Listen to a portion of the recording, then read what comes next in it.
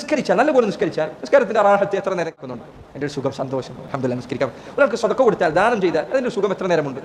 എന്നാൽ നീ ഒരു വൃത്തികെട്ട പാർട്ടിയിൽ പോയി പങ്കെടുത്തു, അവിടെ കുറേ നേരം ഡാൻസ് ചെയ്തു, സംഗീതം കേട്ടു, തുള്ളിച്ചാടി, വീട്ടിലേക്ക് എങ്ങനെ നീ കയറി വരുന്നത്? നീ മയക്കുമരുന്ന് കഴിച്ചു, എങ്ങനെ നീ വീട്ടിലേക്ക് തിരിച്ചു വരുന്നത്? നീ വ്യഭിചാരത്തിൽ ഏർപ്പെട്ട, അവിഹിത ബന്ധങ്ങളിൽ ഏർപ്പെട്ടു, എങ്ങനെ നീ വീട്ടിലേക്ക് തിരിച്ചു വരുന്നത്? നീ രഹസ്യമായി എന്താ പറയുക, അശ്ലീല പടങ്ങൾ കണ്ടു, പോണോഗ്രാഫി, അതിന് അടിമപ്പെട്ടു. എന്തിൻ്റെ അവസ്ഥ? ആൾക്കാരെ മുന്നിൽ നിൽക്കാൻ വയ്യ, സംസാരിക്കാൻ വയ്യ. എപ്പോൾ നോക്കിയാലും ഹൃദയത്തിലൊരു ഭാരം, എപ്പോൾ നോക്കിയാലും ഹൃദയത്തിലൊരു ദുഃഖം. ഡിപ്രഷന്റെ പ്രശ്നം പറയുന്ന ആളുകൾ സുബ്ഹാനല്ലാഹ്, നിങ്ങൾ അത്ഭുതപ്പെട്ടു. എന്താണ് ഇവർ പറയുന്നത്? എന്താണ് ഒരു പരിഹാരം പറയേണ്ടത് എന്ന് നിങ്ങൾ അത്ഭുതപ്പെട്ടു. കുട്ടികളൊന്നും പരാതി പറയുമ്പോൾ ദുഃഖം എവിടെ നിന്നാണ് വരുന്നത് എന്നറിയില്ല.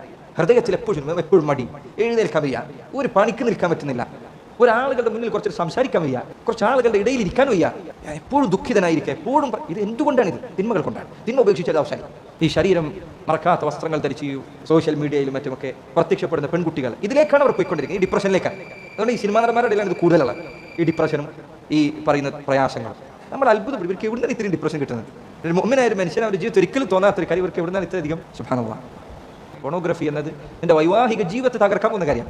കുട്ടികളുള്ള ആളുകൾ ചിലപ്പോൾ ഇത്തരം പ്രയാസങ്ങൾ പരാതി പറയാറുണ്ട്.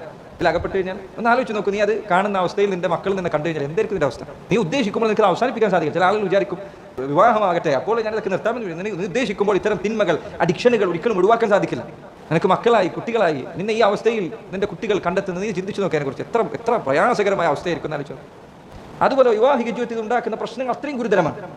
ഈ പറയുന്ന അവൻ്റെ ഭാര്യ അവനെ തൃപ്തിപ്പെടുത്താൻ സാധിക്കില്ല. അതുപോലെ ഇന്നത്തെ കാലത്ത് ഈ പറയുന്ന ഡോക്ടർമാർ എന്ന് പറയുന്ന ചില ആളുകൾ ഇതിന് പ്രോത്സാഹിപ്പിക്കാൻ എന്തൊരു അവസ്ഥ നിങ്ങൾ ആലോചിക്കണം. ഈ ആരോഗ്യ മാസികകളിൽ കാണാം, സ്വയംഭോഗം ചെയ്തു കഴിഞ്ഞാൽ ഒരു ആരോഗ്യ പ്രശ്നമില്ല. ആലോചിച്ച് നോക്കൂ, ഇതിൻ്റെ പ്രശ്നം എന്താണ് എന്ന് പഴയകാല വൈദ്യ ഗ്രന്ഥങ്ങളിലൊക്കെ ഉണ്ട്. സ്വയംഭോഗം എന്നതിൻ്റെ പ്രശ്നം എന്താണ് എന്ന് പഴയകാല വൈദ്യ ഗ്രന്ഥങ്ങളിൽ വൈദികർ പറഞ്ഞ് ധാരാളം കാണാം. ഞാൻ കിതാബുകൾ വായിച്ചതിന് ശേഷം ഈ പറയുന്ന കുട്ടികളുടെ പരാതികൾ നിങ്ങൾ കേട്ടു നോക്കിയാൽ ആ കിതാബിൽ പറഞ്ഞ അതേ പരാതി കുട്ടി പറയുന്നത്. സ്വയംഭോഗം പരിഹാരമല്ല, അത് പ്രയാസമാണ്, പ്രശ്നമാണ്, പരിഹരിക്കേണ്ട കാര്യമാണ്. സാധ്യമാകുന്നത്ര വേഗത്തിൽ വിവാഹം കഴിക്കുക. പ്രത്യേകിച്ച് ഈ ഫിത്നയുടെ കാലഘട്ടത്തിൽ രക്ഷിതാക്കൾ ഈ കാര്യത്തിൽ കാണിക്കുന്ന അലംഭാവം അങ്ങേറ്റം മോശമാണ്, വളരെ മോശമായ കാര്യമാണ്. ചില രക്ഷിതാക്കൾക്ക് അറിയാം എൻ്റെ കുട്ടി ഇങ്ങനത്തെ കാര്യങ്ങളുണ്ട്, അവൻ അത് പ്രശ്നമല്ല. കല്യാണം കഴിച്ച കുടുംബക്കാർ എന്ത് പറയുന്നുള്ള പ്രശ്നം. ആലോചിച്ച് നോക്കി, എത്രമാത്രം കാപഢ്യത്തിലാണ് മനുഷ്യർ ജീവിക്കുന്നത്. അവനവൻ്റെ മക്കൾ വൃത്തികേടിൽ ജീവിച്ച് അവൻ്റെ കുടുംബജീവിതം തകർന്നാലും കുഴപ്പമില്ല, നാട്ടുകാർ തൃപ്തിപ്പെട്ടാൽ മതി. മക്കൾ വിവാഹം കഴിപ്പിക്കില്ല ചെറിയ പ്രായത്തിൽ. എന്ത് കാര്യം ചോദിച്ചാൽ പറയും, ആൾക്കാരൊക്കെ കുഴപ്പമുണ്ടാക്കും, കുടുംബത്തിലൊക്കെ പ്രശ്നമാവും. ചിലപ്പോൾ അവൻ്റെ രക്ഷിതാവിന് തന്നെ അറിയാം അവൻ ഈ പറഞ്ഞ പ്രശ്നങ്ങൾ അകപ്പെട്ടിട്ടുണ്ട്. പ്രത്യേകിച്ച് ഈ കാലഘട്ടത്തിൽ സഹോദരൻ, നിങ്ങൾ കുട്ടികളെ നന്നായി ശ്രദ്ധിക്കണം. ചെറിയ പ്രായത്തിലുള്ള മക്കൾ വരെ ഈ ഫോണിന് മുന്നിലാണ്. ഈ ഫോൺ നിങ്ങൾ മതപരമായ വിഷയങ്ങൾ കാണുമ്പോൾ വരെ അതിൽ വരുന്ന പരസ്യങ്ങളുടെ അവസ്ഥ എന്താ? ഈ ചെറിയ കുട്ടികൾ ഇതാണ് ഈ കണ്ടുകൊണ്ടിരിക്കുന്നത്. ഇതിൽ എവിടെയെങ്കിലും ഒന്ന് അബദ്ധത്തിൽ നെക്കിപ്പോയാൽ എത്തുന്നത് പലയിടത്തേക്കായിരിക്കും.